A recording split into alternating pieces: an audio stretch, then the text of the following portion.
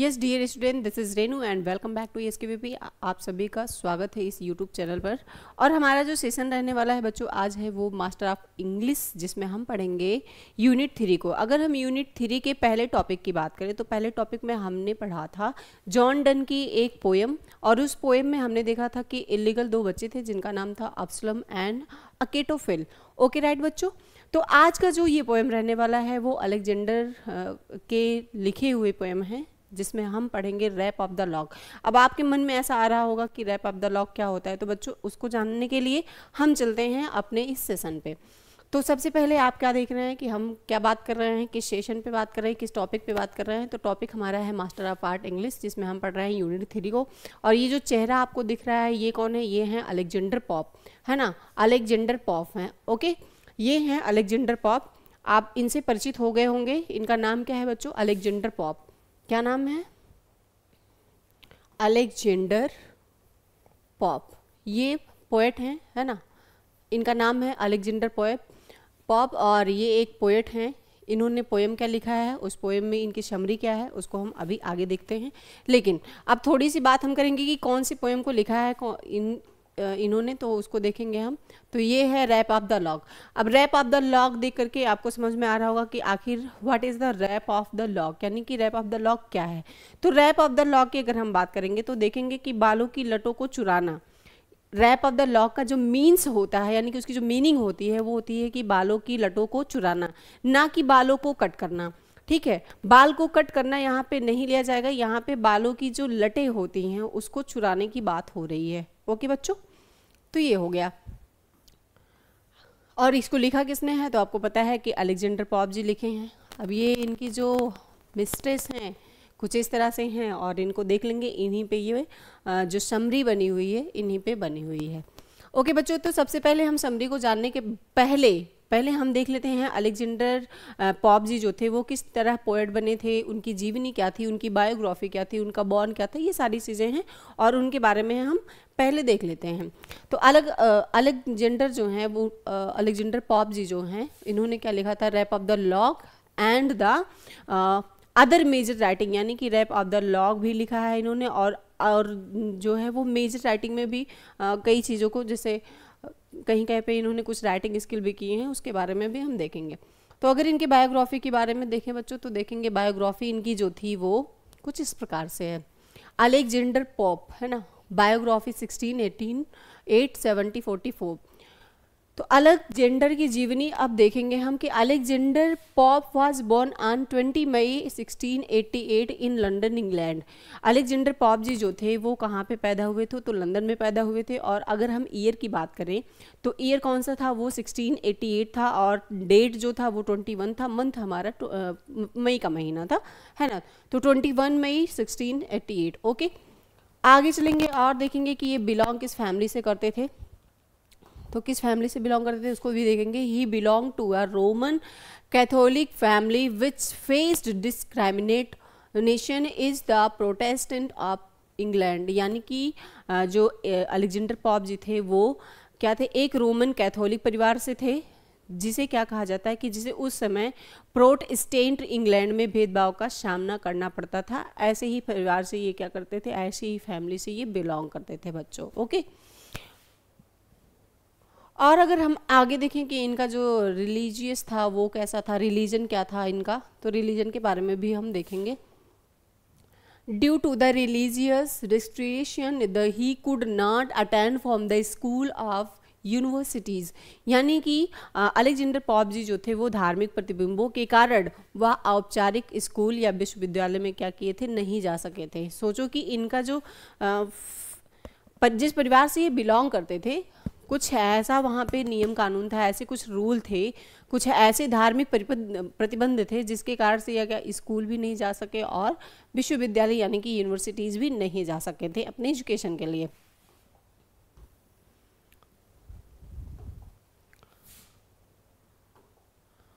Pop was mostly self-educated and read extensively in the literature, language and philosophy. Yes, pop ने क्या किया था, Alexander Pope ने self यानी कि स्वयं अध्ययन किया था, खुद से पढ़ाई की थी।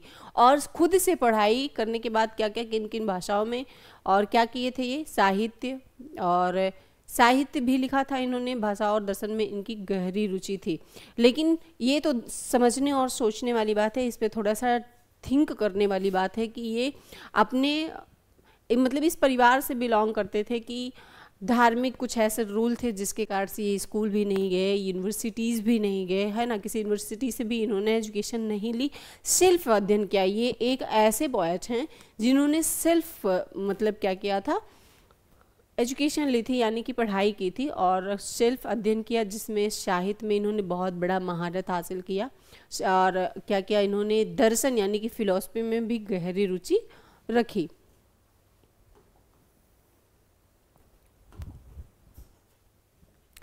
At the age of 12, wait a minute, developed tuberculosis of the spine which stunted his the growth and gave him lifelong health problems। Means क्या है कि जब इनकी उम्र 12 वर्ष की थी बच्चों, तो क्या हो गई थी कि 12 वर्ष की उम्र में उन्हें रीढ़ की टीबी हो गई थी, यानी कि जो पीछे आपका रीढ़ होता है ना, उसकी क्या हो गई थी, उसमें इनको टीबी हो गया था, है ना, जिससे उनका विकास रुक गया था, यानी कि उनकी ग्रोथ जो है वो रुक गई थी और पूरी ज़िंदगी उन्हें मतलब इसी कारण की वजह से पूरे जीवन स्वास्थ्य जैसी क्या है संबंधी परेशानियां बनी रहीं। ठीक है बच्चों, होता क्या है कि हमने देखा जब ये 12 वर्ष के थे, है ना, 12 वर्ष की उम्र में इन्होंने जब अपना एजुकेशन स्टार्ट किया सेल्फ, तो आपको पता है कि इंटर में आदमी कहाँ जाता है, कॉलेज रहता है, कॉलेज टाइम ही रहता है उसका। तो कॉलेज टाइम पे अचानक से क्या हुआ था कि इनकी रीढ़ की जो हड्डी थी, है ना, रीढ़ में यानी कि उसमें टीबी हो गई थी, जिससे इनका विकास क्या हो गया था, रुक गया था। और उसी विकास रुकने की वजह से इनके पूरे यानी कि लाइफ लॉन्ग कह सकते हैं, है ना, लाइफ लॉन्ग जो है इनको हेल्थ इश्यूज बने रहे, हेल्थ प्रॉब्लम बनी रही।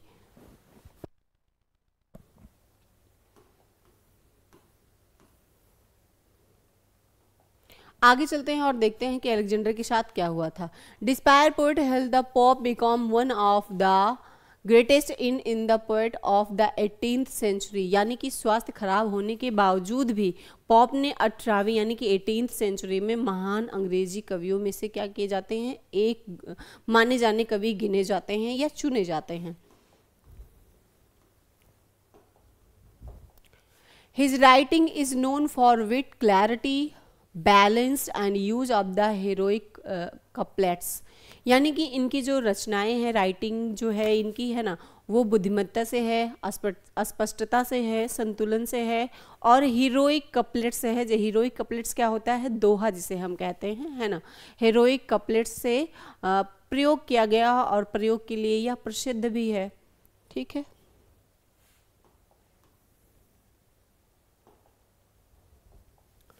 सम of his famous works include, यानी कि अगर इनके हम कुछ प्रसिद्ध कृतियों के बारे में बात करें, यानी इनके फेमस वर्क के बारे में बात करें, तो कुछ इस प्रकार से हैं। सबसे पहले जैसे आपका जो ये व्यंग्यात्मक या हास्यात्मक कह सकते हैं, रैप ऑफ द लॉक है, ए मॉक एपिक है इसको जिसे कहा जाता है। आज हम उसी के बारे में पढ़ेंगे जो बहुत ज़्यादा प्रसिद्ध हुआ था, उसके बाद देखेंगे। तो सबसे पहले है rape of the lock, second में है एसे ऑफ द क्राइटिज्म, फिर है एसे ऑन मैन, फिर है इसमें द ड्यूनिसाइड यानी कि पतन पर व्यंग इन्होंने लिखा था। ये सारी इनके फेमस वर्क हैं। अगर हम फेमस वर्क की बात करें तो ये सारे इनके फेमस वर्क हैं, इससे भी आप परिचित हो गए। Pope also translated Homer, Iliad of the Odyssey into England, which earned him the great fame। यानी कि पॉप जी जो थे, यानी कि अलेक्जेंडर पॉप की बात हो रही है। अलेक्जेंडर पॉप ने होमर, एलियड और ओडिसी का अंग्रेजी में ट्रांसलेशन किया था, जिसे उन्हें बहुत ज़्यादा क्या मिली थी, प्रसिद्धि मिली थी, बहुत ज़्यादा उनको उस विषय में ख्याति मिली थी, जिसकी वजह से ये फेमस हो गए थे।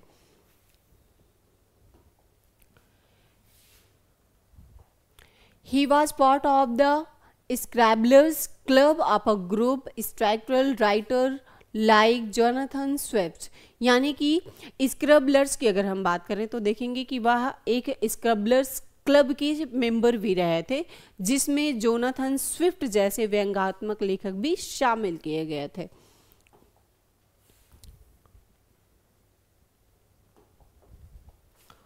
Pope was highly critical of the literary dullness and the corruption and used stare to attack it। यानी कि पॉप साहित्यिक मूर्खता और भ्रष्टाचार के कट्टर आलोचक थे, इस बात को आप नहीं भूलेंगे, है ना। और व्यंग के जरिए उस पर क्या किए थे, ये प्रहार किए थे। He died on 30 May of 1644 at the age of 56। यानी कि अगर इनके मृत्यु की बात करें बच्चों तो 30 मई 1740 को इनकी मृत्यु हो गई थी। और जब इनकी मृत्यु हुई थी तो वो समय मतलब वो एज इनकी कितनी थी, 56 थी।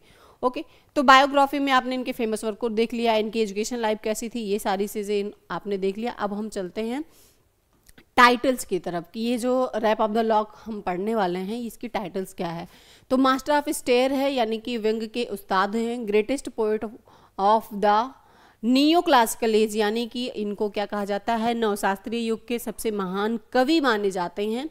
और इनको फादर ऑफ हेरोइक कपलेट्स भी कहा जाता है, यानी कि हेरोइक कपलेट्स के जनक भी इनको कहा जाता है। किसको बच्चों, तो हम देखेंगे अलेक्जेंडर पॉप को। किसको, अलेक्जेंडर पॉप को।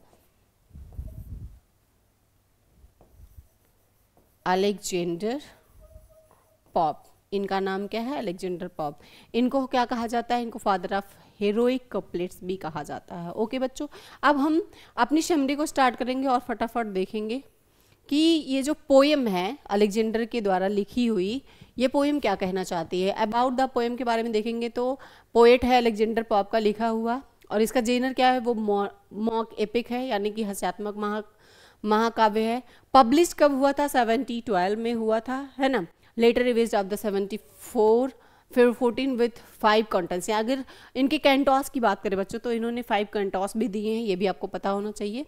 थीम की बात करेंगे तो थीम में देखेंगे structural take of a real incident, man lord Petre cut, a lock of hair of the woman, Arabella Fermor leading to social scandal. यानी कि यहाँ पे कहा जा रहा है कि यह जो पोएम है, इस पोएम में बाल के चुराने, बालों के लट के चुराने की बात हुई है, ना कि बाल को काट कर चुराना, ऐसा नहीं, बाल की लट को चुराने की बात हुई है, बाल को काटने की बात नहीं बताई गई है। कैरेक्टर इसमें क्या क्या है, तो कैरेक्टर को भी देख लेंगे। कैरेक्टर इसमें क्या है, Belinda heroine based on the Arabella Fermor हैं, फिर बैरन हैं, एरेल हैं, और इसमें स्पाइलपेस हैं, फिर इसमें एक क्लैरेशिया हैं जो helps born in the cutting the lock करते हैं, है ना, यानी बालों की लटों को क्या करते हैं, चुराते हैं। तो आप सबसे परिचित हो गए, अब हम फटाफट समरी की तरफ चलते हैं। कैंटॉस देखते हैं, इसका 5 कैंटॉस है, आपको पता है कि 5 कैंटॉस इन्होंने लिखा है। तो 5 कैंटॉस में सबसे पहला हम कैंटॉस देखेंगे, तो कैंटॉस में हमें क्या मिलने वाला है उसको देख लेते हैं बच्चों। What dire offense from amorous on the cases spring what mightily contest rise from the trivial things। यानी कि प्रेम से उत्पन्न कुछ गंभीर अपराध हो सकते हैं, प्रेम से भी कुछ ऐसे अपराध होते हैं, गंभीर अपराध जो प्रेम से उत्पन्न होते हैं, है ना। मीन्स ये कहा जाता है जैसे कुछ तुच्छ बातें होते हैं, कितने भी बड़े झगड़े हो जाते हैं, तुच्छ बात मतलब छोटी छोटी बातों पे भी कहते हैं ना, बातों का बतंगड़ बनाना। तो उसी तरीके से इसमें बताया जाता है कि कुछ छोटी सी बातें रहते हैं और उसको कितना बड़ा कर दिया जाता है, हम ही आप मिलकर करते हैं, लेकिन ऐसा हमें नहीं करना चाहिए। ठीक है, एक्सप्लेनेशन में वही बता रहे हैं कि Pope mocks how to small incident cutting of hair causes hug huge social conflict. यानी कि इस जो पोएम है, इस पोएम में बताने की यह चेष्टा कर रहे हैं कि जो रैप ऑफ द लॉक है, इसमें बालों की लटों को काटने की बात बताई गई है, लेकिन उसको किस तरह से बड़ा बनाया गया है वो इस कैंटॉस में बताया गया है।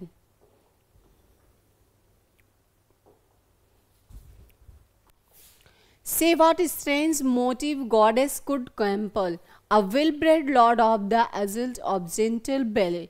यानी कि हे देवी बताओ ऐसा कौन सा विचित्र कारण था जो एक सज्जन पुरुष को एक सुंदर युवती पर आक्रमण करने को क्या कर दिया, विवश कर दिया।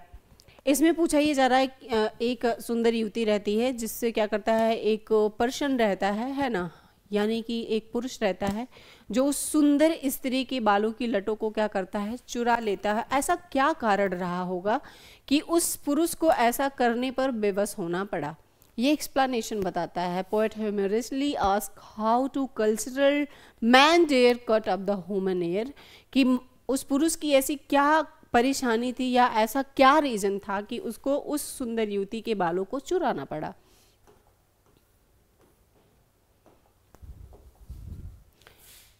Twas blend of report say true who cares such fray among the praise crew, यानी कि अगर बात सच है तो यह बेलिंडा थी। कौन थी? कहा जा रहा है कि अगर ऐसा हुआ है तो, और यह बात अगर सच है, अगर ऐसा हुआ है तो बात सच ही होगी। तो यह क्या है, एक बेलिंडा थी जिसे कुलीन समाज में हंगामा खड़ा कर दिया था। यानी कि बाल कटा, कैसे कटा, चुराया गया, कैसे चुराया गया। ऊँट का मतलब कहते हैं ना कि ऊँट के मुंह में जीरा दी, बहुत से बड़े ऊँट है उसके मुंह में थोड़ा सा जीरा खिला दो, कैसा पता चलेगा। लेकिन यहाँ पे ये बात नहीं हो रही है। यहाँ पे बात ये हो रही है कि राई का पहाड़ बनाना, यानी छोटी सी बात को बहुत ज़्यादा बड़ा कर देना, है ना, ये बात यहाँ पे मेंशन की जा रही है।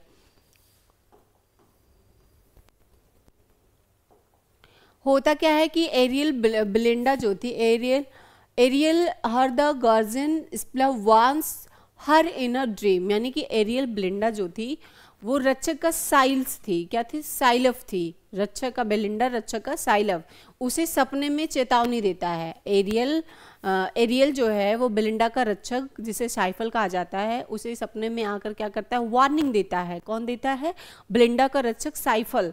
बेलिंडा का रक्षक जो रहता है साइफलफ, है ना, साइलफ, ठीक है। साइलफ क्या करता है, आके वार्निंग देता है, और वार्निंग के बाद क्या होता है यहाँ पे, she walks of a begin her the ill-brought beauty ritual, यानी कि वह जब सपना आके राइलफ उसको एक वार्निंग देता है तो वह जग जाती है, और जगने के बाद करती है अपनी सुंदरता को निखारने लगती है ना, अपनी सुंदरता को निखारने लगती है। और निखारने के बाद एक जटिल प्रक्रिया स्टार्ट हो जाती है। क्या प्रक्रिया होती है? एक ब्यूटी रिचुअल स्टार्ट हो जाता है।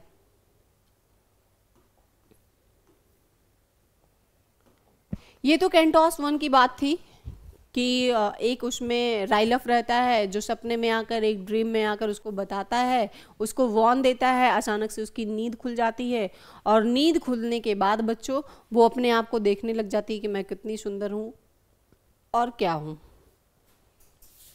Not with the more glorious in the ethereal plane of the sun first rises और द पर्पल्ड मेन, यानी कि जैसे सूरज पूरे आकाश में क्या होता है, अपनी रोशनी को छोड़ता है, यानी कि सूरज जब प्रातःकाल उदय होता है, वैसे ही बेलिंडा थेम्स नदी पर क्या हुई होती हैं, चमकती हुई दिखाई देती हैं। बेलिंडा इतनी खूबसूरत थी बच्चों, इसमें जो मतलब चोटी है, बाल की चोटी है, पोनीटेल की बात अगर करें तो बालों की जो लटें हैं किसकी चुराई गई हैं? बेलिंडा की चुराई गई हैं। और इसमें एग्जाम्पल क्या देता है पोएट ये बताने की कोशिश कर रहा है कि जिस प्रकार से सूरज आकाश में उदय होता है, उसी प्रकार से बेलिंडा जो है वो नदी पर जाती हैं और उनकी जो ब्यूटी है कुछ इस तरह से चमकती हुई दिखाई देती है, मानो कि सूरज उदय हो रहा है।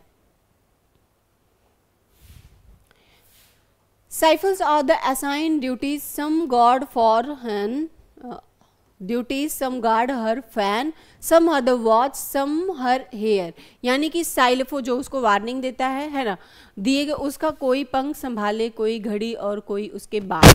साइलफो क्या करता है? कहता है बेलिंडा सबको बताता है कि जिसको जो कार्य दिया जा रहा है वो अपने कार्यों का निर्वहन करे। साइलफ बताता है सबको कि कोई उसका पंखा संभाले, तो कोई उसकी घड़ी संभाले, और कोई उसके बालों की लटों को संभाले, यानी कि कोई उसके बालों की तरफ केयर करे।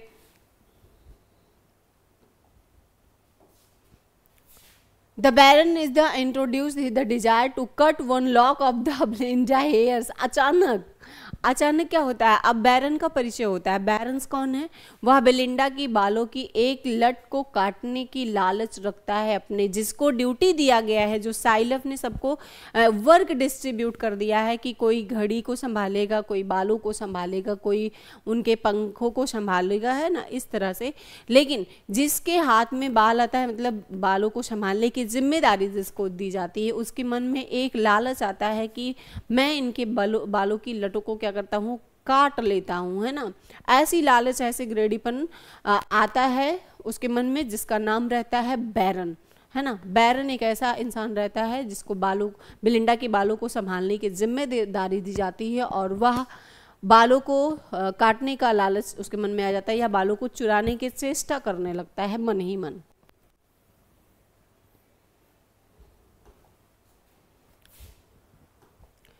He builds on the altar of love and the praise for the success, यानी कि वह प्रेम का एक वेदी बनाता है और अपनी सफलता के लिए क्या करने लगता है, भगवान से प्रार्थना करने लगता है। तो कैंटोस 1 में आपको पता चला कि उसमें साइलफ आके बताता है उसके ड्रीम में कि कुछ ऐसा होने वाला है। सेकेंड कैंटोस में आपने देखा कि बेलिंडा के नदी पर जाते ही साइलफ तरह तरह के लोगों को तरह तरह की काम का डिस्ट्रीब्यूशन कर देता है, और उसमें एक ऐसा पर्सन रहता है जिसका नाम रहता है बैरन, और बैरन को ही बालों को संभालने की जिम्मेदारी मिलती है, जिसके कारण उसके मन में लालच आ जाता है, और लालच आने के कारण ही वो सोचता है कि मैं इस बालों की लटों को काट के चुरा लेता हूँ। अब आपका कैंटोस 3 आ गया है, जिसमें हम पढ़ेंगे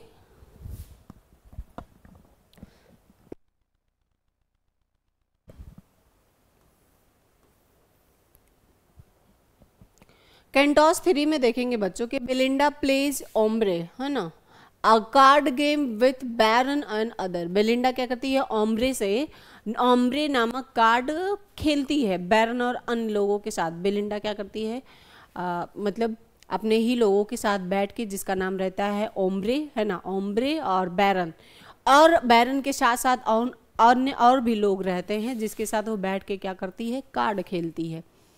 during the game Belinda wins, अचानक क्या होता है कि बेलिंडा जीत जाती है ना, अचानक से क्या होता है कि बेलिंडा जीत जाती है। यहाँ पे देखेंगे अभी, during the game Belinda wins she feels proud and victorious, यानी कि खेल में जब बेलिंडा जीतती है या जीत जाती है तो वो अपने आप पे क्या करती है, महसूस करती है। जिस प्रकार से आप पढ़ाई कर रहे हैं, अपनी एजुकेशन को इम्पोर्टेंस दे रहे हैं, जिस तरह से आपकी जो मेहनत है किसी न किसी दिन रंग लाएगी, अगर आप अच्छे मेहनती स्टूडेंट हैं तो जिस तरह आप पेपर दे के आते हैं तो पेपर के बाद से एक डर सा बना रहता है कि रिजल्ट कैसा आएगा, अचानक से रिजल्ट आपका आता है, आप उसको क्वालिफाई कर जाते हैं, तो एक बड़ी अच्छी खुशी और एक बहुत अच्छा वाइब्स आता है माइंड में, है ना। उसी प्रकार से इसमें बेलिंडा की भी है कि ये अपने ही लोगों के साथ बैठ के कार्ड खेलती है और अचानक से उसकी जब जीत हो जाती है तो अपने आप पे बहुत ज़्यादा प्राउड करती है, जिस तरह आप भी प्राउड करेंगे।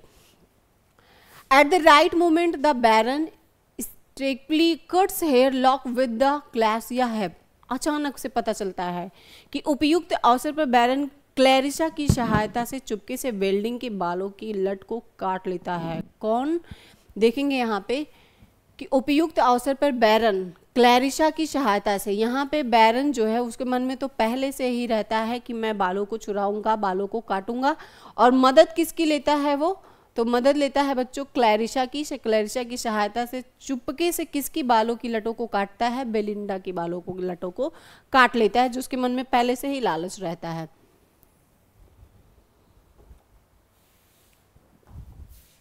Belinda is shocked and cries out, अचानक से बेलिंडा चौंक जाती है ना, और जोर जोर से रोने लगती है। क्यों, sylph fail to stop the act, यानी कि बेलिंडा चौंकती है और रोने लगती है। साइलव इस घटना को रोकने में क्या रहते हैं, असफल रहते हैं।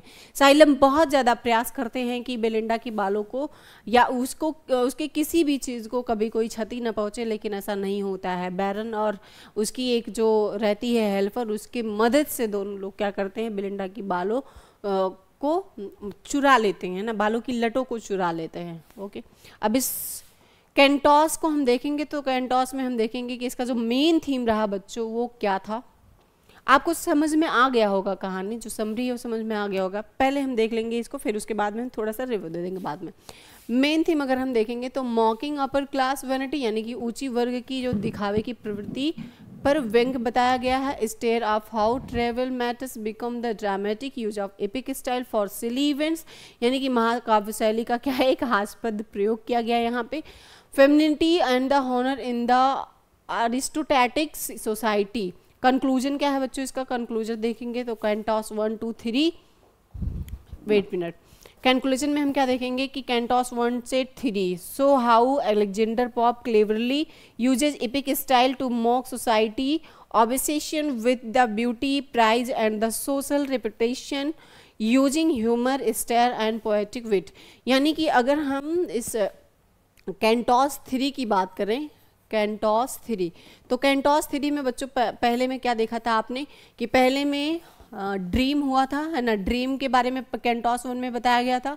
सेकंड में बताया गया था कि जब बेलिंडा जाती है नदी पे नहाने के लिए, है ना, तो वहाँ पे वार्निंग दी जाती है, यहाँ पे वार्निंग दी जाती है। ड्रीम 1 में वार्निंग रहता है और सेकंड में रहता है यहाँ पे रिस्पॉन्सिबिलिटी रहता है, सबको रिस्पॉन्सिबल दिया जाता है, किया जाता है कि यहाँ पे कोई पंखा मतलब देख रेख करेगा बेलिंडा की, कोई बालों की करेगा और कोई किसी चीज़ का करेगा।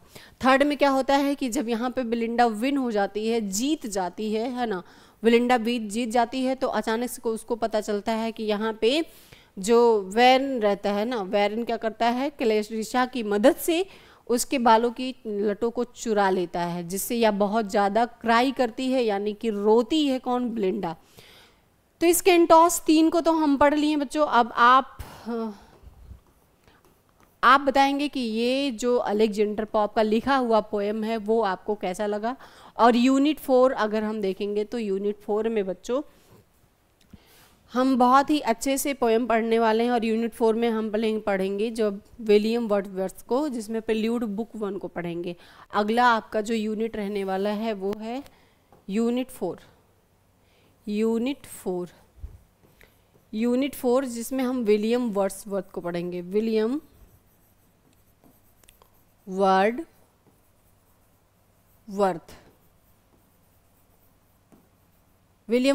को पढ़ेंगे।